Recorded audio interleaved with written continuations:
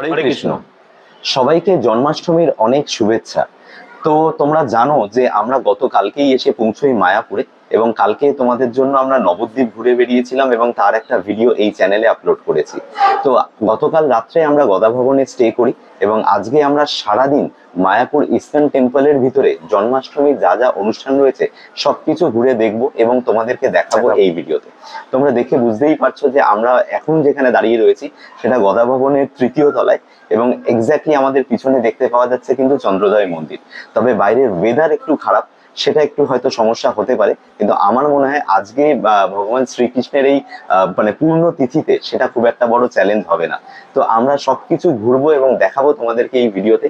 যদি এখনো অব্দি এই চ্যানেলটা সাবস্ক্রাইব না করে থাকো তাহলে চ্যানেলটাকে সাবস্ক্রাইব করে নিও, আর ভিডিওটা যদি শেষ পর্যন্ত দেখো আর ভালো লেগে থাকে তাহলে অবশ্যই এই ভিডিওটাকে লাইক, শেয়ার এবং কমেন্ট করতে ভুল করো না। তো চলো শুরু করা যাক আজকে মায়াপুর ইস্কনের জন্মাষ্টমী উপলক্ষে যে সমস্ত অনুষ্ঠান রয়েছে তার ভিডিও। দিনের শুরুতেই আমরা প্রথমে গেছিলাম ব্রেকফাস্ট করার জন্য গোবিন্দাজে। মায়াপুরে এসেছেন অথচ গোবিন্দাজে খাবার খাননি অথবা নাম শোনেননি, এটা তো হতে পারে না। তাই আমরা ঠিক করলাম গোবিন্দাজেই আজকে ব্রেকফাস্ট করব।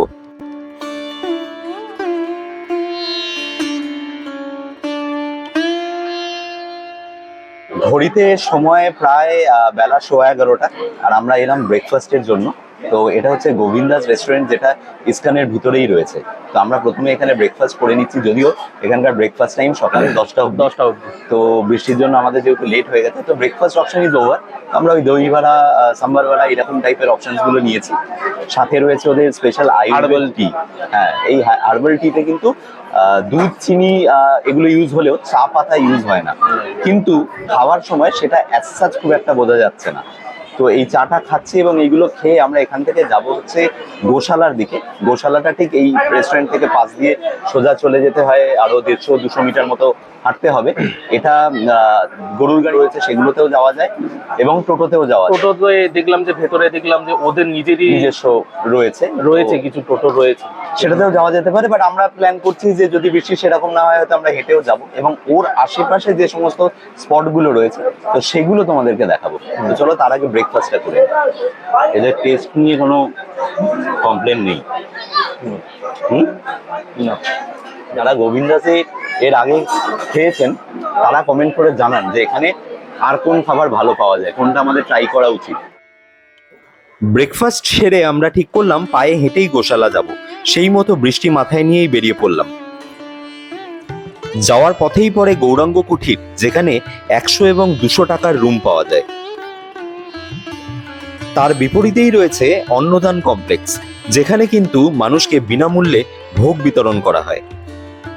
আজকের এই বিশেষ দিনে লাইন ছিল দেখবার মতো। গৌরাঙ্গ ভবন এবং অন্নদান কমপ্লেক্স এই দুটোর মাঝখানের রাস্তা দিয়ে যে রাস্তাটা চলে যাচ্ছে, সেই রাস্তাটাই মূলত যাচ্ছে গোশালার দিকে। তো আমরা এখন সেই রাস্তা ধরে এগোচ্ছি। আর ইন বিটুইন কিন্তু আরো কয়েকটা সুলভ এবং ডিলাক্স থাকার জায়গা এখানে রয়েছে, যেগুলো সম্পর্কে ইনফরমেশন তোমাদেরকে দেব এই ভিডিওতেই। এবং যেটা হচ্ছে যে এখানে এলে আমি যেটা বুঝলাম যে থাকা এবং খাওয়া এটা কিন্তু খুব একটা বড় সমস্যা নয়। যদি মানুষ মানে একেবারে যাদের কাছে অর্থ নেই সেই মানুষও যদি আসে এখানে, তারা কিন্তু থাকা এবং খাওয়া খুব সুলভ মূল্যে, ইভেন খাওয়াটা বিনামূল্যে সেটাও কিন্তু করতে পারবে। হয়তো তার জন্য লাইনে দাঁড়াতে হবে, এই ব্যাপারটা রয়েছে। আর একটা জিনিস দেখলাম, যারা নাকি ডোনেশন দিচ্ছে, ঠিক আছে, খাওয়ার জন্য বা যে কোনো কারণে ইসকনে যারা নাকি ডোনেশন দিচ্ছে তাদের জন্য দেখলাম যে আলাদা একটা কিন্তু কমপ্লেক্স বানানো, প্রভুপাদ ভিলেজ নাম দেওয়া হয়েছে ওটাকে। এবং সেই ভিলেজের মধ্যে কিন্তু লাক্সারি কটেজ রয়েছে, তো সেই কটেজ গুলোও বুক করা যায়। পথেই রয়েছে নিত্যানন্দ কুঠির এবং শ্রুতি ভবন। এই দুই জায়গাতেই কিন্তু যারা এখানে ঘুরতে আসছেন তাদের থাকার ব্যবস্থা রয়েছে। ভিডিওটা পজ করে দুটো ফোন নাম্বার কিন্তু নিয়ে নিতে পারেন। এই ইসকন প্রাঙ্গণে সারা বছর কোনো না কোনো অনুষ্ঠান চলতেই থাকে। কিছুদিন আগেই গেছিল ঝুলন যাত্রা, এবং এর পরে আগামী যে অনুষ্ঠানটি আসছে তা হলো ভাদ্র পূর্ণিমা মহোৎসব। সেটারও ডিটেলস কিন্তু স্ক্রিনে দিয়ে দিলাম। এই হচ্ছে মোটামুটি গোশালা যাওয়ার রাস্তা, এগুলো চোখে পড়লো। গোশালায় যাচ্ছি, গোশালায় গিয়ে বাকিটা তোমাদেরকে বলছি।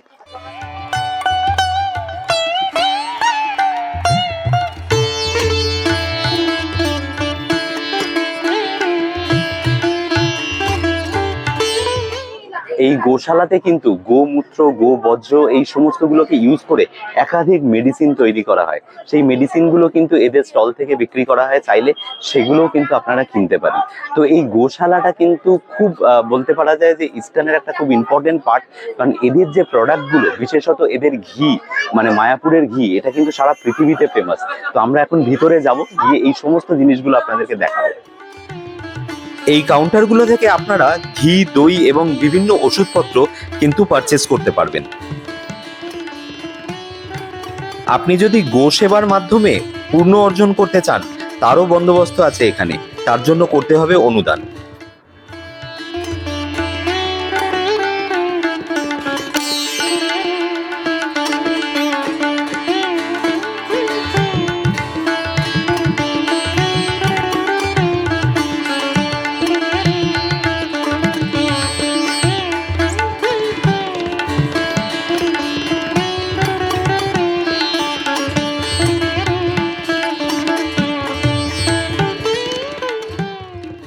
এই গোশালাতে কিন্তু বিভিন্ন জাতের, প্রায় 200-রও বেশি উন্নত জাতের গরু রয়েছে।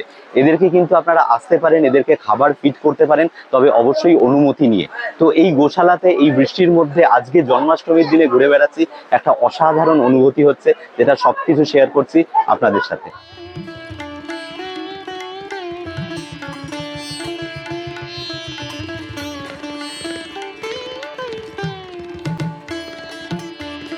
এখানে 250 গ্রাম, 500 গ্রাম, 1 কেজি এবং 2 কেজির হিসেবে ঘি পাওয়া যায়। আমরা 500 গ্রামের দুটো ঘি নিয়েছিলাম, এক একটার দাম পড়লো 340 টাকা করে। আমরা এখান থেকে এখন ঘি নিলাম। শুনেছি মায়াপুরের ঘি খুব ফেমাস হয়।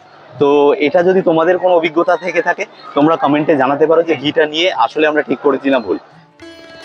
আগেই বলেছিলাম টোটো ছাড়াও এই পথে কিন্তু গরুর গাড়িতে করেও আসার সুযোগ রয়েছে। তো দেখতেই পাচ্ছ যে গরুর গাড়িতে করে মানুষ কিন্তু গোশালায় যাচ্ছে এবং গোশালা থেকে ফিরছে। আমরা গোশালা থেকে কিন্তু ফিরে এলাম আবার মূল মন্দির প্রাঙ্গণে। এবার যেটা আমাদের প্ল্যান, সেটা হচ্ছে যে আমরা এবার লাঞ্চের জন্য যাব। জানো যে প্রত্যেকদিন লাঞ্চের কুপন পাওয়া যায় এবং তার প্রত্যেকদিন আলাদা আলাদা মেনু থাকে। তো সেই কুপন সংগ্রহ করব, যদিও সেটা 12:30-টার মধ্যে করতে হয়, 12:15 বাজে এখন। সেটা সংগ্রহ করব এবং তারপরে আমরা লাঞ্চে যাব, এবং সেখানে লাঞ্চে আমরা কি খাচ্ছি, কি কি দেওয়া হয়, সেগুলো তোমাদেরকে দেখাবো। একটা বিরাট বড় লাইন হয়, তো সেটা ঠেলেই যেতে হবে, কোনো অসুবিধা নেই। আজকের দিনে এগুলো সব কিন্তু এইভাবেই হয় এখানে। আমরা আজকে নিয়েছিলাম সুলভ প্রসাদ। খরচা পড়েছিল এক একজনের 40 টাকা করে, এবং এখানে থাকে ভাত, ডাল, 2 রকমের সবজি এবং খিচুড়ি। সকাল থেকে ভারী বৃষ্টির ফলে আমাদের পুরো কম্পাউন্ডটার মধ্যে কিন্তু জল জমে গেছিল। দেখতেই পাচ্ছ যে গদা ভবনের সামনে কি বাজে অবস্থা, কিন্তু এর মধ্যেও কিন্তু ভক্তদের আনাগোনা ছিল চোখে পড়ার মতো। বৃষ্টি সামান্য ধরতেই আমরাও কিন্তু ভগবানের নাম নিয়ে বেরিয়ে পড়লাম শ্যুট করার জন্য। এখন আমরা যে জায়গাটা দাঁড়িয়ে রয়েছি ইস্টার্ন টেম্পলের মধ্যে, তো সেইটা এই কম্পাউন্ডের সব থেকে প্রাচীনতম যে কুঠিরটি, সেই কুঠির হচ্ছে এটা, যেটাকে বলা হয় ভজন কুঠির। শ্রীল প্রভুপাদ 30 বছর ধরে এখানে কিন্তু ভজন সাধন করেছেন, এবং 2.5 কাঠা জমি নিয়ে প্রথম ইস্কনের যে প্রথম মন্দিরটি তৈরি হয়েছিল সেটা কিন্তু এটি। এবং গৌরনিতায়ের একটি বিগ্রহ রয়েছে, এবং তার পাশে সারাদিন ধরে চলে ভজন কীর্তন। এই পরবর্তী যে সমস্ত মানে বিল্ডিং গুলো হয়েছে, সেগুলো কিন্তু সবকিছু হয়েছে এরপরে।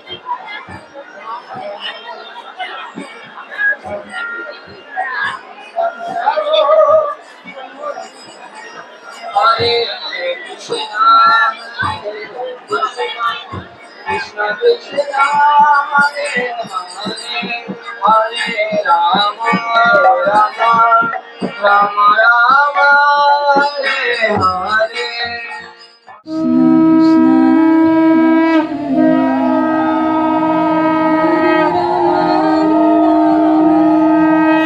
মেন গেট থেকে ডান দিকে ঢুকতেই রয়েছে শ্রীল প্রভুপাদের পুষ্প সমাধি মন্দির।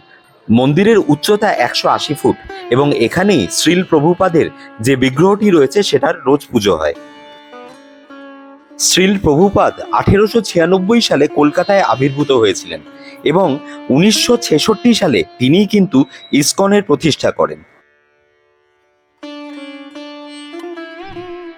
এই মন্দিরের বাইরেও ছিল মহাপ্রসাদের কাউন্টার, ভক্তরা নিজেদের প্রয়োজন অনুযায়ী প্রসাদ সংগ্রহ করতে পারেন। তো এখন আমরা দাঁড়িয়ে রয়েছি শ্রীল প্রভুপাদের যে পুষ্প সমাধি মন্দির, সেই মন্দিরের সামনে। এই মন্দিরের ভিতরে অবশ্য ভিডিওগ্রাফি অ্যালাউড নয়, মোবাইল নিয়ে যাওয়া যাবে না, তাই ভেতরটা দেখাতে পারবো না। কিন্তু চারিদিকটা যেভাবে সেজে উঠেছে জন্মাষ্টমী উৎসবের জন্য, এবং তোমরা জানো যে শ্রীকৃষ্ণের জন্ম মধ্যরাতে হয়েছিল, সেই কারণে আজকে কিন্তু এই সন্ধেবেলা থেকে শুরু হবে আসল উৎসব, যেটা কিন্তু চলবে মধ্যরাত পর্যন্ত। এবং মধ্যরাতেও কিন্তু একটা স্পেশাল ব্যাপার রয়েছে, সেটা হচ্ছে যে একটা স্পেশাল ভোগ, সেই প্রসাদটা কিন্তু আমরা পাবো আজকে রাত্রে, ঠিক মধ্যরাতে গিয়ে কিন্তু আমাদের গদা ভবনের নিচে সেই কাউন্টার থেকে আমাদের সেই প্রসাদ সংগ্রহ করতে হবে। পুরো ইসকন চত্বর জলমগ্ন হয়ে থাকলেও মানুষের অদম্য ইচ্ছাকে তা টলাতে পারেনি। কাতারে কাতারে মানুষ ভিড় জমাতে শুরু করে বিকেল হওয়ার পরেই, এবং ভগবানের কি লীলা খেলা দেখুন, বিকেল ঠিক 5:30টার পর থেকে বৃষ্টি কিন্তু সম্পূর্ণরূপে বন্ধ হয়ে যায়।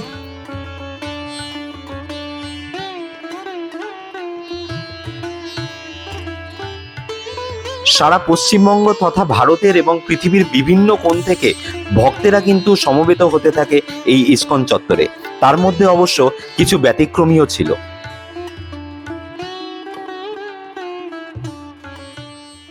আপনারা আজকে এখানে জন্মাষ্টমীতে এসেছেন, এরকম সেজে এসেছেন, মানে এটা ইন্সপিরেশনটা কি?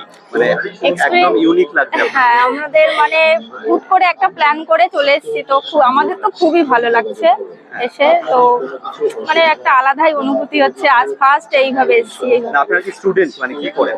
আমরা মেকআপ আর্টিস্ট আর কি, স্টুডেন্ট। ওকে, সো মানে সেই কারণে নিজেরা মেকআপ করে হ্যাঁ, এখানে আসলাম। সো প্রত্যেক বছরই কি আসা হয় না? এই বছর না, এই বছর ফার্স্ট টাইম এরকম একটা অভিজ্ঞতা শেয়ার করলাম পাবলিকের সঙ্গে। তো প্রথম এন্টায়ার ক্যাম্পাসে কিন্তু সবাই মানে আপনাদের উপরেই ফোকাস করছে, যেহেতু আপনারা হ্যাঁ, ভাবতে পারিনি এরকম মানে সবাই এরকম ফোকাস, এরকম রিয়াকশন দেবে, তো খুব ভালো লাগছে। আমরা রানাঘাট থেকে এসেছি।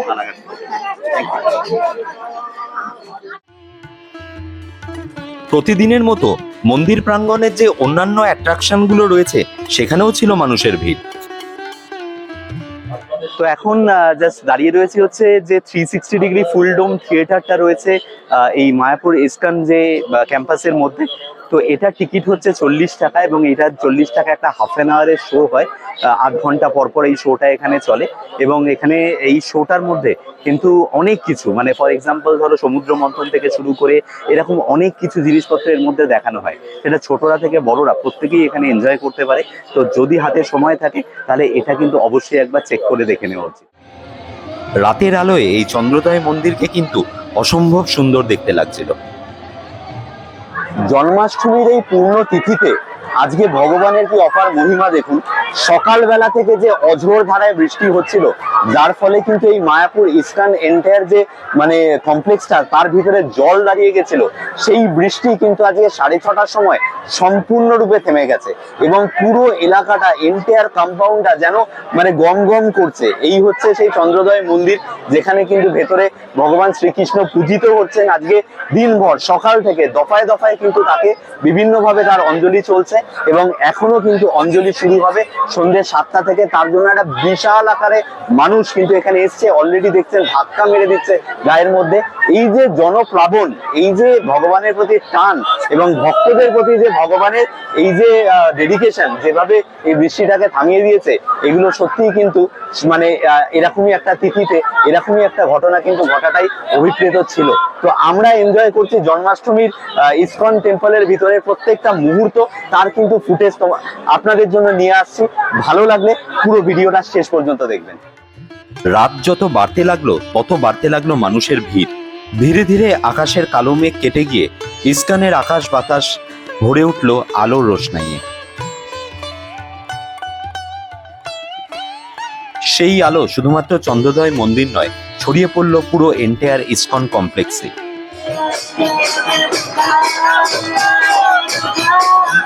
Krishna,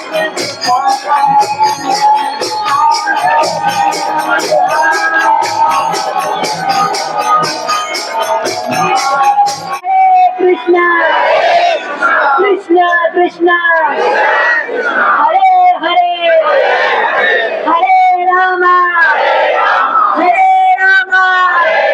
আকাশ বাতাস তখন শুধুমাত্র একটি ধ্বনিতেই মুখরিত হতে থাকতো, হরে কৃষ্ণ হরে রাম।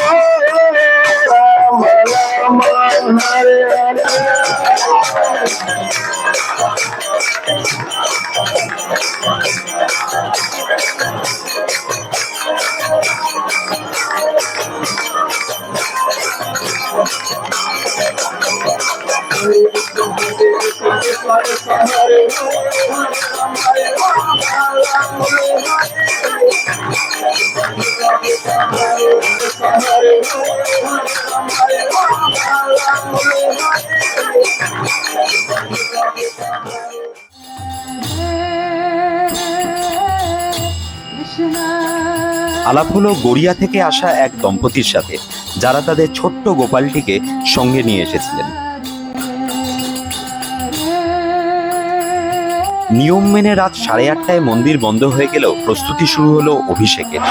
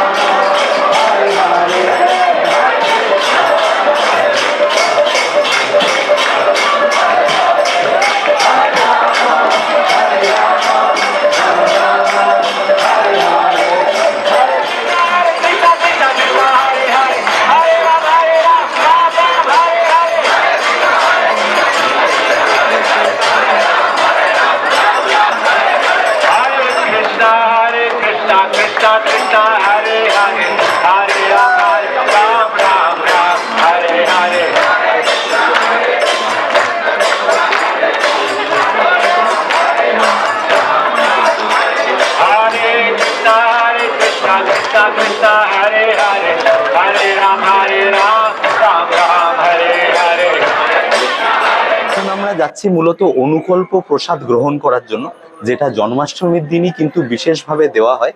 এবং এখন ঘড়িতে সময় এক্স্যাক্টলি রাত 11:15। আমরা কিন্তু গদা ভবনের নিচে রয়েছে এবং এখানে আমরা যাচ্ছি মূলত এই প্রসাদটা গ্রহণ করার জন্য। এটা কিন্তু রেগুলার যে ভোগ প্রসাদ হয় তা নয়, এটার জন্য আলাদা করে আমাদের একটা টিকিট নিতে হয়েছিল 80 টাকা দিয়ে। এটা নিয়ে আমরা এখন যাচ্ছি ভেতরে এবং এখানে কি কি থাকে এই ভোগে সেটা কিন্তু দেখাবো তোমাদেরকে। তো চলো ভিতরে যাওয়া যাক। এর মধ্যে কি কি আছে একবার এক্সপ্লেন করে দিচ্ছি। তো সবার ফার্স্টে যেটা দেখাবো সেটা হচ্ছে গুড় দিয়ে একটা শরবত, মানে গুড় বাতাসার টেস্ট যেরকম হয় সেরকম একটা শরবত দিয়েছে, একটা পায়েস দিয়েছে, এখানে ফল রয়েছে তার মধ্যে কলা এবং আপেল, আর তার সাথে রয়েছে একটা খেজুর, আর দিয়েছে হচ্ছে পনির ক্যাপসিকাম আলু দিয়ে একটা তরকারি, আরেকটা দিয়েছে হচ্ছে আলু আর মিষ্টি কুমড়োর একটা তরকারি, সাথে রয়েছে আলু ভাজা এবং রয়েছে সেদ্ধ বাদাম। এই হচ্ছে মূলত এই থালিতে যা যা জিনিসপত্রগুলো রয়েছে। তো এই সবগুলো হচ্ছে আজকে স্পেশাল, মানে জন্মাষ্টমী তিথি উপলক্ষেই কিন্তু এই থালিটা পাওয়া যায়। 80 টাকা আমাদের থেকে নেওয়া হয়েছে এই থালিটার জন্য।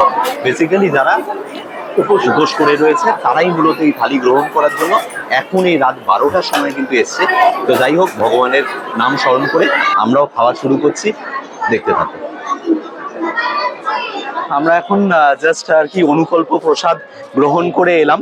রাত্রে 11:45 আর 15 মিনিট পরেই কিন্তু সেই মাহেন্দ্রক্ষণ, যখন কিন্তু শ্রীকৃষ্ণের আবির্ভাব হবে, মানে এনারা এখানে বলে থাকেন অভিষেক। তো সেই অভিষেক আরতি চলছে, শেষবারের মতো আজকে একবার আমরা দর্শন করব।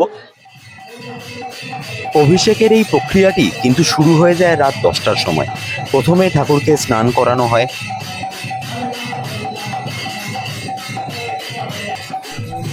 তারপর তার গা মুছিয়ে দিয়ে তাকে একটি শ্বেত বসন পরানো হয়। তারপরে আসে সেই মাহেন্দ্রক্ষণ, ঠিক রাত 12টা, অর্থাৎ শ্রীকৃষ্ণের আবির্ভাব। শুরু হয়ে যায় তুমুল পুষ্পবৃষ্টি। এটা কিন্তু একটা না ভোলার মতো দৃশ্য ছিল।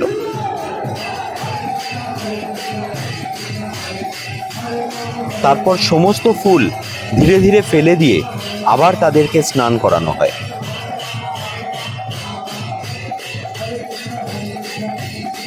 এই মধ্যরাতেও মন্দিরে কিন্তু পা ফেলবার তিল ঠাঁই ছিল না।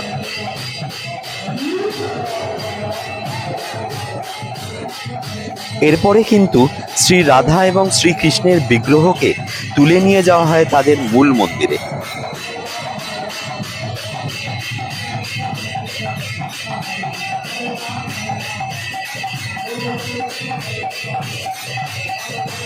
তারপরেই শুরু হয় এমন এক ঘটনা যা কোনোদিন আমি ভুলতে পারবো না। শ্রীকৃষ্ণের গায়ের উপরে ছড়ানো ফুলগুলো ছড়িয়ে দেওয়া হয় ভক্তদের মধ্যে। এভাবেই শেষ হয় জন্মাষ্টমীতে শ্রীকৃষ্ণের অভিষেক পর্ব।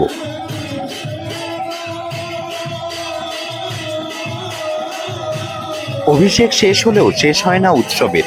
উৎসব মুখর হয়ে ওঠে সমস্ত ভক্তবৃন্দ।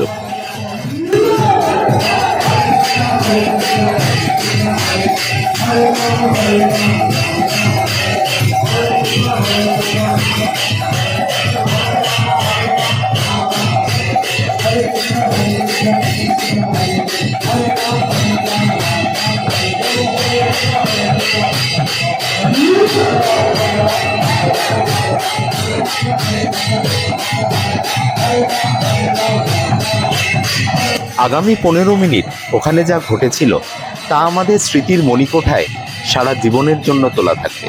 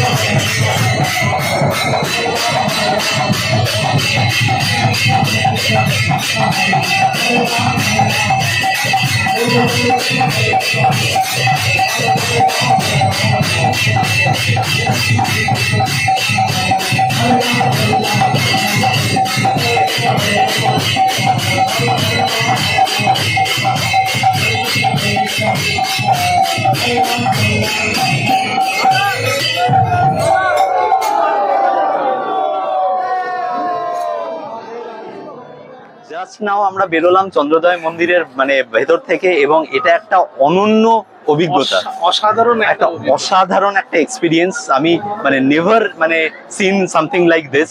মানে মানুষ যে হরে কৃষ্ণ বলে কিভাবে নাচতে পারে, মানুষ পাগল হয়ে গেছে ভিতরে। এবং মানে প্রভুপাদের একটা কথা ছিল যে আমরা কথিত আমরা শুনেছি যে আমেরিকায় গিয়ে মানে বিদেশে গিয়ে তিনি যারা নাকি নেশা করতো ওদেরকে বলে তোমরা নেশা ছাড়ো, ওর দিয়ে ভালো একটা নেশার জিনিস হচ্ছে এটা ধরাবো, ঠিক আছে?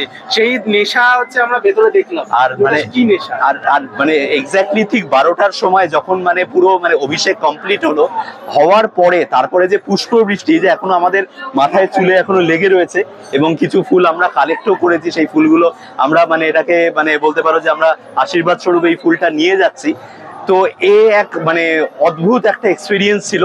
এবং সব থেকে বড় সৌভাগ্য সেটা হচ্ছে যে এখন মানে এত লিনিয়েন্সি দেখালো ওরা, যে ভেতরে ফটোগ্রাফি করতে দিল, মানে যেটা আই নেভার এক্সপেক্টেড, যে মোবাইল জমা রাখার বুথ বা অন্যান্য বা সার্চ করে সেটা কিন্তু মানে নর্মাল যে টাইমে যে মন্দিরে প্রবেশ করার সময় কড়াকড়ি থাকে এই সময় কিন্তু হলো না।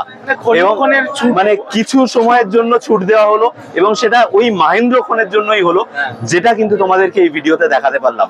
তো এটা একটা বিরাট প্রাপ্তি।